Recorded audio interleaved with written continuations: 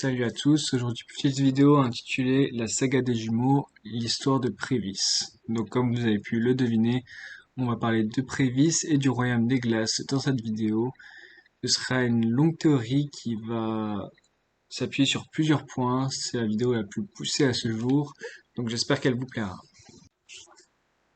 Pour commencer, ce qu'on sait du royaume des glaces, c'est qu'il y a deux villes qui s'opposent complètement. Donc il y a la ville de Neige et la ville de Perth.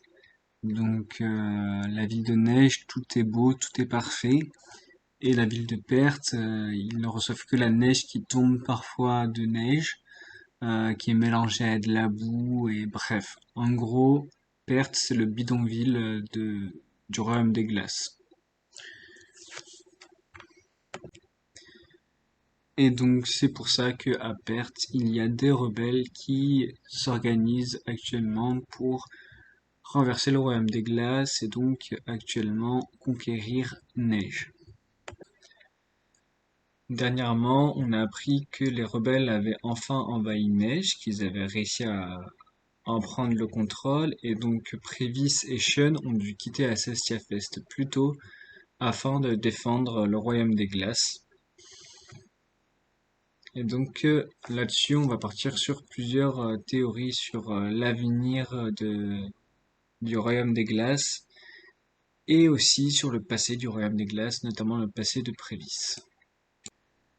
Et donc, faut savoir que cette théorie initialement n'est pas de moi, elle est de ABD du serveur Discord. Donc on a discuté ensemble et on a eu des idées qui ont convergé et on vous a sorti cette petite théorie. Et donc on pense, alors premier point, que Sean, durant cette guerre, va tout simplement changer de camp pour diverses raisons. Donc la première, c'est qu'il va se rendre compte de la cruauté de la guerre et la cruauté de Zéro et de Prévis notamment, surtout par rapport aux enfants. Donc on sait que Sean a horreur qu'on maltraite un enfant. Donc il le dit au premier tome de Dreamland, lorsqu'il sauve Terrence, où il le prend un petit peu pour un enfant. Et donc c'est un point qui peut être important pour faire retourner la situation, retourner le point de vue de Sean et de se dire qu'il est du mauvais camp en fait. Un autre point qui pourrait le faire changer d'avis, c'est le fait que il pourrait découvrir le vrai visage de Zéro à ce moment-là. Par exemple, si un homme de la rébellion brise le masque de Zéro pendant le combat, Sean pourrait alors comprendre que en fait on lui a menti depuis le début et donc voilà, il pourrait changer de camp parce il se sentirait trahi et pris un petit peu pour un idiot. Donc suite à ça, avec Zéro qui resterait du côté de Prévis, puisqu'il il a toujours été son serviteur, aussi cruel que soient ses missions.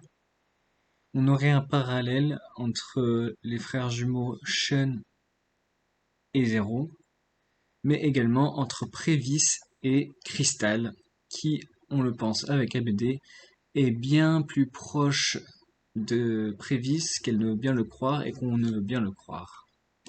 Alors on pourrait se dire que ce parallèle est assez déséquilibré puisque Prévis est une créature de niveau 4 pouvant même atteindre le niveau 6 si elle retrouve son plein potentiel, alors que Crystal n'est qu'une créature de niveau 3. Et pourtant, on pense que Crystal pourrait largement dépasser Prévis en termes de puissance, tout simplement parce que la part de Prévis qui pourrait la faire passer au niveau 6 est enfermée en Crystal. En effet, plusieurs points nous laissent penser que Crystal a le pouvoir de Prévis enfermé en elle. Tout d'abord, parce qu'elle a un pouvoir qui serait enfermé dans son œil gauche. Deuxièmement, parce que seuls Crystal et Prévis ont le pouvoir de transformer la pluie en neige. Ça fait quand même beaucoup de coïncidences. Et ensuite, dans le tome 5, Renaud a fait un parallèle lorsque Sean est sur le point de mourir, il divague et il semble confondre Crystal avec Prévis. Ça fait beaucoup, non? On apprend également, dans le tome 5, qu'il y a 4 ans, un voyageur ressemblant étrangement à Sean aurait assassiné ses parents. Donc, les parents de Crystal auraient sûrement été assassinés par Zéro il y a 4 ans. Il faut savoir que les créatures des rêves grandissent plus rapidement. Donc il y a 4 ans, Crystal était encore une enfant. Donc, Prévis aurait envoyé Sean tuer les parents de Crystal. C'est étrange quand même. Donc on suppose que les parents de Crystal ont été assassinés afin que Crystal ne découvre jamais la réalité sur le pouvoir qui est enfermé en elle. Mais on a décidé de creuser encore un peu plus loin pour confirmer cette théorie. Vous vous rappelez pas de 2 frères qui, dans le tome 5 également, auraient eu envie de se venger d'un voyageur du feu qui aurait détruit leur village tout entier? Sigyn et Wotan. Encore des jumeaux. Si on se focalise sur l'arme que possède Sigyn, elle ressemble étrangement à celle que possède Crystal. De plus, les inscriptions ressemblent aussi sur l'arme de Sigyn aux inscriptions qui sont sur l'œil de Crystal. Et si Crystal, Sigyn et Wotan faisaient partie du même clan à l'origine?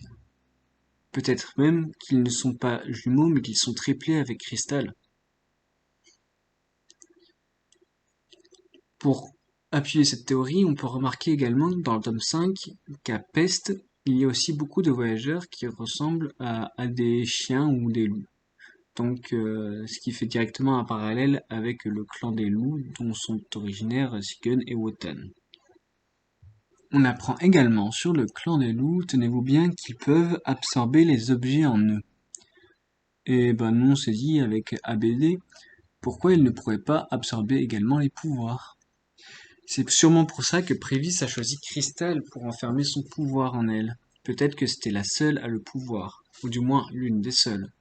Mais il fallait quelqu'un de suffisamment jeune pour qu'il ne le sache pas, pour qu'il ne s'en souvienne pas. Crystal avait donc seulement 1 ou 2 mois lorsqu'elle a reçu le pouvoir de Prévis en elle. Elle a ensuite été guidée à Perth, donc sûrement avec des tuteurs, donc à Perth pour que Prévis puisse toujours avoir un œil sur elle. Pendant que Sigyn et Wotan, eux, ont continué à grandir au village des loups.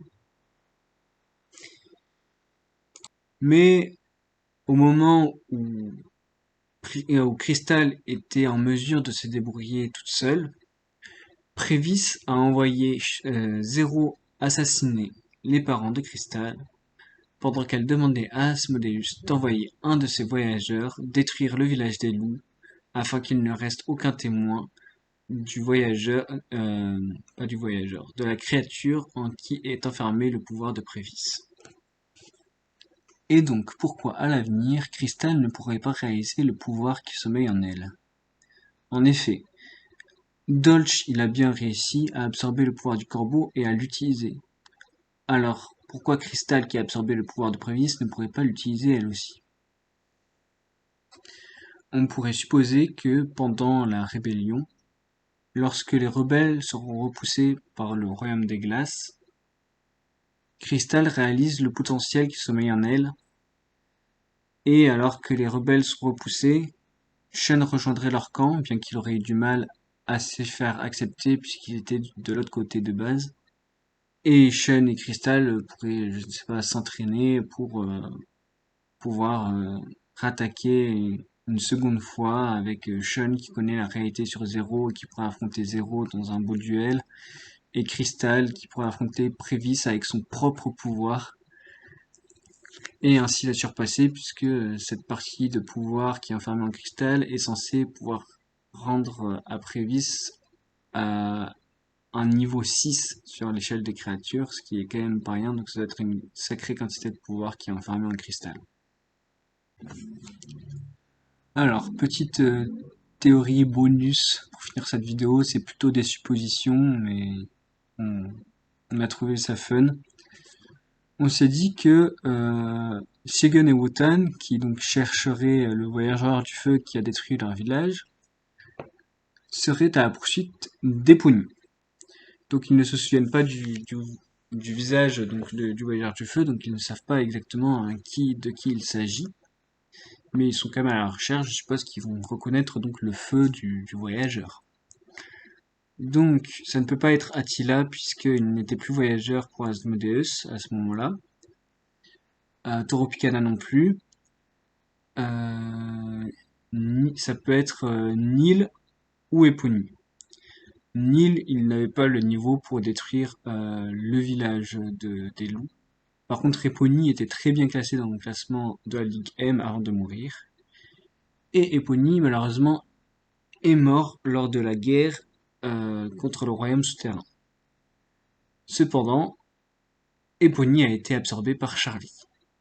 Donc pourquoi Sigurd et Wotan ne pourraient pas penser que Charlie est en réalité la personne qui a détruit leur village en ressentant le feu d'Epony qui brûle en Charlie. Ainsi s'ensuivrait un duel entre Charlie et Sigurd et Wotan. Et pourquoi pas, allez, on va encore plus loin, pourquoi Charlie ne pourrait pas récupérer la clé des songes de Wotan, donc la clé des songes Ultima qui permet d'éveiller le plein potentiel d'un voyageur, pouvant même le faire surpasser le seigneur. Voilà, pour Charlie, ce serait surpasser le seigneur du feu. Un énorme power-up pour Charlie qui, en plus d'absorber les pouvoirs, serait devenu un Kaiser grâce à la clé des songes Ultima. Voilà, petit bonus qui est bien sympathique. J'espère que l'entièreté de cette vidéo vous aura plu. Dites-moi ce que vous en pensez en commentaire. Et on se retrouve une prochaine fois pour une autre théorie. N'hésitez pas à vous abonner à la chaîne si vous voulez pas louper les prochaines théories ou autres vidéos. Je vais peut-être en faire sur des mangas français ou des vidéos pas théoriques sur Dreamland. Donc abonnez-vous à la chaîne. Vous pouvez aussi rejoindre le serveur Discord de Dreamland géré par Renaud. En tout cas, il y a Renaud qui y est. Et le groupe Dreamland sur Facebook où il y a plein d'événements que certaines personnes organisent, moi j'en organise. Donc voilà, si vous voulez rien louper de Dreamland, rejoignez le serveur Discord et le groupe Facebook Dreamland. Ciao!